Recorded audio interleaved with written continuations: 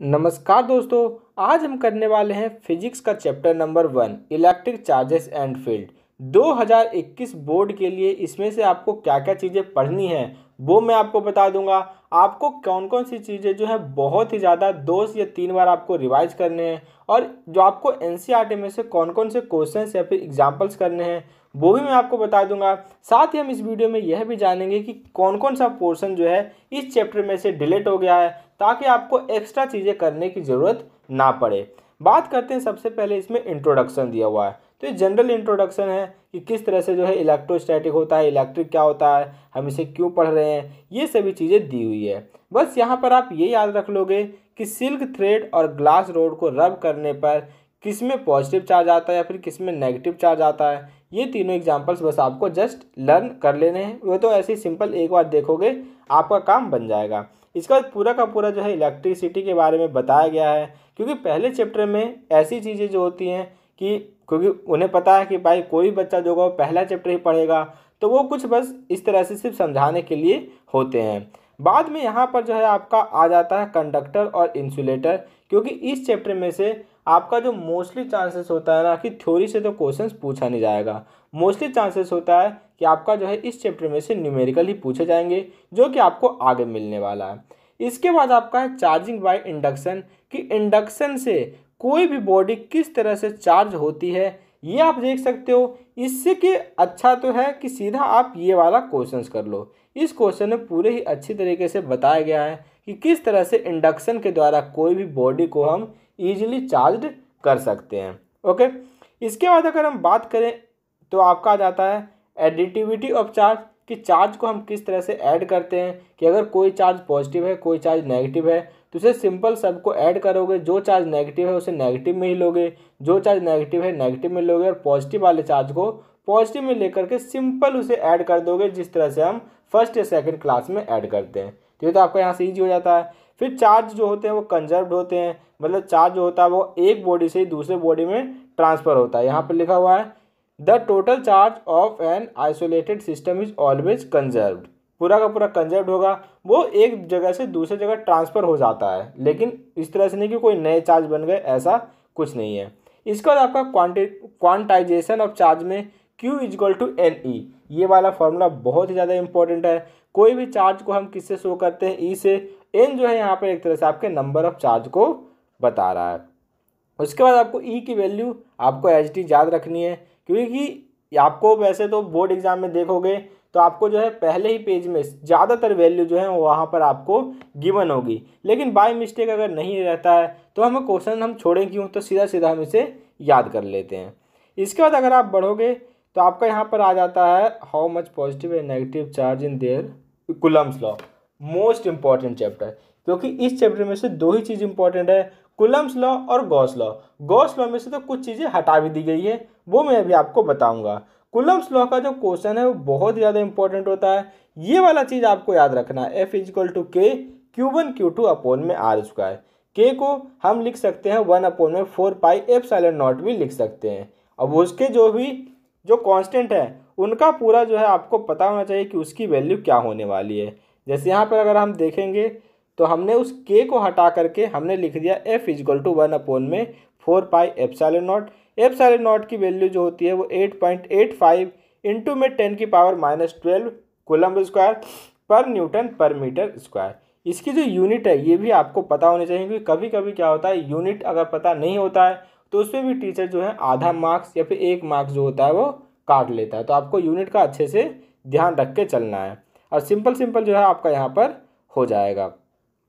इसके बाद अगर हम बात करें आगे तो ये तो उसी के ऊपर सिर्फ बताया गया है कि किस तरह से वेक्टर फॉर्म में आपको जो है बताया गया है कि कूलम्स लॉ वेक्टर फॉर्म में किस तरह से लिखा जाता है। तो वेक्टर फॉर्म भाई आपको एक बार याद कर लोगे तो अगर कभी कभी क्या आ जाता है बाई मिस्टेक से आपसे पूछ लिया जाता है कि आप जो है 1 मार्क्स या फिर 2 मार्क्स में पूछ, वैसे ज़्यादातर प्रोबेबिलिटी है कि MCQs में आपसे क्वेश्चन पूछ लिया जाएगा कि कौन सा जो कूलम्स लॉ है वो वेक्टर फॉर्म में बिल्कुल करेक्ट है। तो अगर आपको ये दोनों पता होंगे तो आप आसानी से वहाँ पर उसमें से छांट पाओगे कि हाँ भाई ये गलत है और ये सही है। सिंपल बस आपको यहाँ पे रखना है कि अगर F21 रहेगा तो R21 स्क्वायर और R21 का यहाँ पे यूनिट वेक्टर आता है।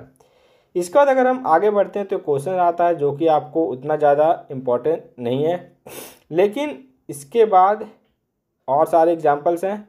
फिर है फोर्स बिटवीन मल्टीपल चार्जेस, तो ये भी आपका जो है इस साल पूछे जा सकते हैं। तो फोर्स बिटवीन मल्टीपल चार्ज में ना बस आपको ही रखना है, जैसे यहाँ पे मान लो एक Q2 चार्ज है, तो यहाँ पे आपका है Q2 चार्ज, यहाँ पे है Q1 चार्ज और यहाँ पे है Q3 चार्ज।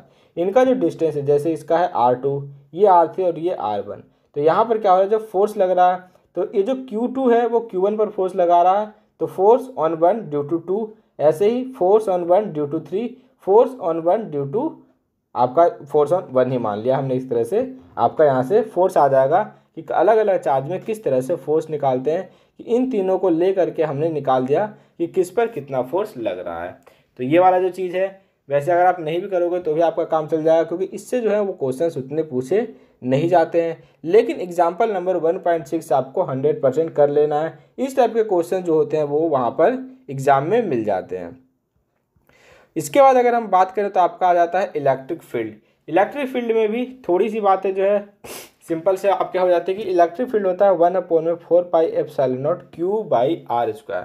जैसे वहाँ पे आपका जो होता है, अगर हम बात करें कूलम्ब्स लॉ की, तो वहाँ पर होता है 1/4πε0 Q1 Q2/r²। यहाँ पर होता है 1/4πε0 Q/r²। तो ये वाला भी फॉर्मूला आपका इलेक्ट्रिक फील्ड का, आप इसे अच्छे से याद कर लोगे, क्योंकि इसके बेस्ड भी क्वेश्चंस आपसे पूछे जा सकते हैं। फिर electric field due to system of charges, के अलग अलग सिस्टम में के चार्जेस के द्वारा किस तरह से होता है। फिर फिजिकल सिग्निफिकेंस है, जो कि कोई भी उतनी ज़रूरी नहीं है। मेनली इसमें से वही है कि कूलम्ब्स लॉ और आपका जो गॉस लॉ है वो आपको अच्छे से पता होना चाहिए। फिर इलेक्ट्रिक फील्ड लाइन है, कभी कभी इलेक्ट्रिक फील्ड लाइन ड्रॉ करने के लिए आ जाता है कि कोई भी पॉजिटिव चार्ज होगा तो उससे इलेक्ट्रिक फील्ड लाइन क्या होगी, बाहर की तरफ जाएगी, और अगर कोई नेगेटिव चार्ज होता है तो उसमें इलेक्ट्रिक फील्ड क्या होती है, अंदर की तरफ आती है। तो इसका जो ग्राफ है, मतलब कि इसके जो डायग्राम है वो आपको बनाना आना चाहिए। जैसे यहाँ पे दिया हुआ है कि इसमें देखो इलेक्ट्रिक फील्ड लाइन क्या है, बाहर की तरफ शो किया गया है, यानी कि जो चार्ज है वो बड़ा है, पॉजिटिव है। और अगर इलेक्ट्रिक फील्ड लाइन अंदर की तरफ है, यानी कि जो चार्ज है वो नेगेटिव में है, और यानी कि वो 0 से छोटा है। फिर बात करते हैं यहाँ पर आपका, अगर दो अलग अलग चार्ज रह गए, दो अलग अलग मतलब पॉजिटिव चार्ज है अलग अलग, तो इससे भी आपका जो है इस तरह से जो है इलेक्ट्रिक फील्ड लाइन बनेगी, और इसकी इलेक्ट्रिक फील्ड लाइन इस तरह से बनेगी। और अगर एक पॉजिटिव है और एक नेगेटिव है, तो यानी कि पॉजिटिव से इलेक्ट्रिक फील्ड लाइन आएगी और नेगेटिव के अंदर इस तरह से चली जाएगी। लेकिन इसमें जो है डायरेक्शन आपको दिखाना ज़रूरी है। कई सारे बच्चे डायग्राम तो बना देते हैं, लेकिन वो जो ये वाला जो है ना, जो लाइन है कि कहाँ से कहाँ जा रहा है, ये दिखाना भूल जाते हैं। लेकिन ये आपको दिखाना बहुत ज़्यादा कंपलसरी है, क्योंकि मेनली तो यही है कि हाँ भाई किधर से इलेक्ट्रिक फील्ड लाइन आ रही है और किस में जा रही है। इसके बाद आपका आ जाता है इलेक्ट्रिक फ्लक्स। इलेक्ट्रिक फ्लक्स में से दो फॉर्मूले आपको बस याद रखने हैं। अगर वो दो फॉर्मूले अगर आप याद रखते हो तो आप आसानी से कर पाओगे। इलेक्ट्रिक फ्लक्स में ना आपको याद रखना है कि कोई भी इलेक्ट्रिक फील्ड लाइन किसी भी एरिया से जो पास हो रही है वो उसके एकदम ही क्या होना चाहिए, बिल्कुल परपेंडिकुलर होना चाहिए। क्योंकि अगर एरिया जो है इस तरह से है मान लीजिए, और इलेक्ट्रिक फील्ड लाइन ऐसी आ रही है, तो हम क्या करेंगे, ये वाला एरिया कंसीडर करेंगे, ना कि ये वाला। ठीक है, तो इसमें आपको पता होना चाहिए कि हाँ कोई भी जो इलेक्ट्रिक फील्ड लाइन आ रही है वो बिल्कुल उसमें कितना एंगल से आ रही है, उस हिसाब से आपको करना चाहिए कि कब आपको एंगल लेना चाहिए और कब आपको एंगल नहीं लेना चाहिए। मेनली जो परपेंडिकुलर होता है तभी उसमें इलेक्ट्रिक फ्लक्स लगता है। फिर अगर हम बात करें तो इलेक्ट्रिक फ्लक्स का सिंपल हो जाता है A/ds, कि कितना एरिया आ रहा है वो आपका यहाँ से निकल जाता है। फिर यहाँ पर आपका आ जाता है इलेक्ट्रिक डायपोल, कि इलेक्ट्रिक डायपोल में तो एक फॉर्मूला है जो कि इलेक्ट्रिक डायपोल में P = Q/2A, ये वाला तो आपको इलेक्ट्रिक डायपोल का फॉर्मूला याद रखना ही रखना है। फिर इसके अलग अलग जगह पर ना इसमें बताया गया है, जैसे यहाँ पर the field of an electric dipole four की एक्सिस पर कितना होता है, और एक्सिस के अलावा आपका इक्वेटोरियल पर भी गिवन होगा। तो डायपोल का ये दोनों जो है ना, सिंपल आपको सिर्फ लास्ट वाला चीज़ याद रखना है। जैसे कि अगर हम बात करें एक्सिस को लेकर, तो एक्सिस को लेकर आपको ये वाला फॉर्मूला याद रखना है, ये वाला। और ऐसे ही अगर इक्वेटोरियल प्लेन पर निकालना है तो ई की जो वैल्यू है वो ये वाली आपको याद रखनी है, बिल्कुल लास्ट वाला ये वाला बस आप याद रखोगे ना, तो ये आपका क्या हो जाएगा, डायपोल के ऊपर, और ये हो जाएगा इक्वेटोरियल के ऊपर। तो यहाँ से आप पता कर पाओगे कि आपका जो इलेक्ट्रिक फील्ड लाइन है वो डायपोल पर ज़्यादा है या फिर इक्वेटोरियल पर ज़्यादा है। इस तरह से आप इसे कर सकते हो। ये सिंपल है, P equal to Q into 2a, ये वाला चीज़ आपको अच्छे से याद रखना है। साथ ही नोटिस करना है the important point that the dipole field at large distance fall off not as 1/r², बल्कि वो 1/r³ की तरह होता है। ठीक है, इसके बाद फिजिकल सिग्निफिकेंस है, जो कि उतना ज़्यादा इंपॉर्टेंस रखता नहीं, क्योंकि फिजिकल तो कोई पूछता नहीं है, क्योंकि भाई एग्जाम में आपको इस चैप्टर में से वैसे ज़्यादातर न्यूमेरिकल से देखने को मिलेंगे। फिर डायपोल है एक्सटर्नल फील्ड में, तो एक्सटर्नल फील्ड के अंदर डायपोल के लिए आपको टॉर्क वाला फॉर्मूला याद रखना है, क्योंकि ज़्यादातर कभी कभी टॉर्क से भी क्वेश्चन पूछ लिया जाता है। तो torque is equal to 2QAE into में साइन थीटा, ये वाला चीज़ आपको याद रखना है। मतलब टॉर्क इज इक्वल टू हो जाता है आपका PE, P is equal to Q into 2A हो जाता है। तो यहाँ से आप देख सकते हैं कि यहाँ से आपका P is equal to Q into 2A रखोगे तो वापस आपका जो है यही वाला बन जाएगा, बस हमने E को यहाँ पर E साइन थीटा ले लिया है। इसके बाद अगर आप बात करो तो कंटिन्यूस चार्ज डिस्ट्रीब्यूशन है, जो कि कोई बात नहीं चलेगा। इसके बाद आपका मेन आ जाता है गॉस लॉ। गॉस लॉ तो बिल्कुल 100% आपको करके ही जाना है, कि गॉस लॉ अगर आप नहीं करोगे तो बिल्कुल ही आपके क्वेश्चंस मिस होने के चांसेस हैं। मोस्ट इंपॉर्टेंट मैं इसी को दूंगा, गॉस लॉ को। गॉस लॉ सबसे ज़्यादा इंपॉर्टेंट है, इसे आपको हर हाल में करना ही करना है। गॉस लॉ में सिंपल होता है, फ्लक्स किसी भी area element delta S, delta area है, एरिया को हमने यहाँ पर डेल्टा एस से शो किया है, तो इलेक्ट्रिक फ्लक्स का जो होता है वो E.ds होता है। या फिर हम इसे लिख सकते हैं कि delta phi is equal to Q upon में 4πε0r² इंटू में डेल्टा एस।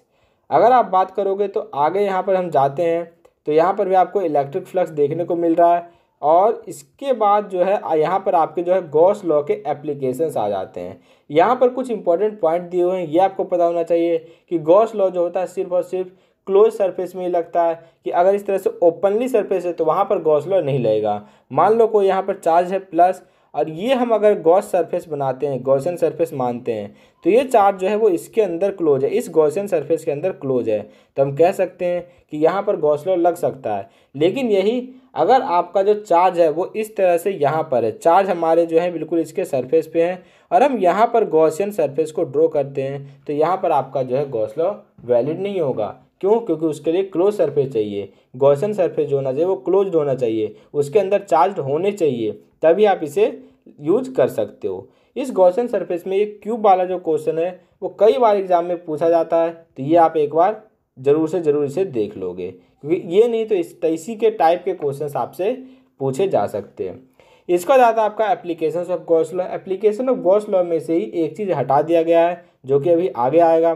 फिर field due to infinitely strong straight uniform, कोई भी एक लॉन्ग चार्ज वायर है, इसके अंदर कितना फील्ड जो है वो हमारा जो है देखने को मिलता है, ये वाला चीज़ आप यहाँ से करोगे। सिंपल आपको सिर्फ ये चीज़ याद रखना है, E is equal to lambda upon में 2πε0r। अगर आप ये भी याद रखोगे ना, तो कोई भी क्वेश्चन आएगा कि लॉन्ग वायर में जो है वो चार्ज है, उसके बाहर जो है वो किस तरह से उसमें इलेक्ट्रिक फील्ड हो रहा है, उसमें फ्लक्स आ रहा है। इसके बाद आपका जो है चार्ज अगर बिल्कुल प्लेन सीट है, उसमें क्या था एक रोड था, अगर प्लेन सीट है तो प्लेन सीट के अंदर जो E आता है वो आपका आता है सिग्मा अपॉन में 2ε0। तो बस ये दो ही आपके जो हैं इस बार 2021 में पूछे जाने वाले हैं। बात करते हैं field due to uniformly charge thin spherical shell, बाहर की तरफ और अंदर की तरफ, ये चीज़ हो गया है कैंसिल। ये आपके 2021 बोर्ड में ये वाला चीज़ आपका नहीं आने वाला है, तो इन सब चीज़ों को आपको पढ़ने की कोई ज़रूरत नहीं है, क्योंकि गॉसियन में से ही इन दोनों को हटा दिया गया है। बस आपको सिर्फ एक तो पढ़ना है, कौन सा, थिन चार्ज प्लेट द्वारा जो E is equal to sigma upon में 2ε0, और एक आपको पढ़ना है यहाँ से रोड वाला जो स्ट्रेट रोड होता है, उसके अंदर जो होता आपका जो E है लेमडा अपॉन में 2πε0r। ये वाला चीज़ आपको अच्छे से बस कर लेना है, आपका काम जो है वो कंप्लीट हो जाएगा। इसका तो बस इसकी समरी दी हुई है, समरी के बाद कुछ क्वेश्चंस हैं, और यहाँ पर आपके दिया हुए हैं कि इसमें हमने कौन कौन सी फिजिकल क्वांटिटी का यूज किया है, वो उसके सिंबल के साथ साथ डायमेंशन, यूनिट और उसके कुछ इस तरह से बताए गए हैं। तो इसमें से तो उतना कुछ इंपॉर्टेंट है नहीं। अगर आप डायरेक्ट याद कर रखना चाहो तो आप इलेक्ट्रिक फ्लक्स का जो है डायमेंशन याद रख लेना, क्योंकि कभी कभी ये बिल्कुल ही पूछ लेता है, तो निकालना अगर आपको आता है तो ठीक है, अगर नहीं निकालना आता तो आप डायरेक्टली इसका याद कर लोगे। इसके बाद आपके पॉइंट्स टू पॉइंटर के बाद आपके कुछ एक्सरसाइज के क्वेश्चंस आते हैं। तो एक्सरसाइज के क्वेश्चंस में से अगर मैं बात करूं तो इसमें से आपको क्या क्या चीज़ें करनी है। What is the force being to small charge, ये वाला क्वेश्चन आपको कर लेना है 1.4। ये थ्योरी वाला क्वेश्चन है, क्योंकि न्यूमेरिकल तो आपका ऊपर से हो जाएगा कि अगर आप उतनी चीज़ें कर लोगे तो आप आसानी से कर लोगे। तो 1.4 जो है वो आपको कर लेना है। साथ ही आपको करना है यहाँ से 1.6। 1.6 के बाद जो है आपका यहाँ से इम्पोर्टेंट आ जाता है ये डायपोल वाला क्वेश्चन, कौन सा 10। 10 के बाद आपका यहाँ जो रहता है इम्पोर्टेंट क्वेश्चन नंबर आपका 14, ये वाला आपको कर लेना है। क्वेश्चन नंबर 14 के बाद ये फ्लक्स वाला जो क्वेश्चन है कौन सा, ये parallel to the coordinate plane 16।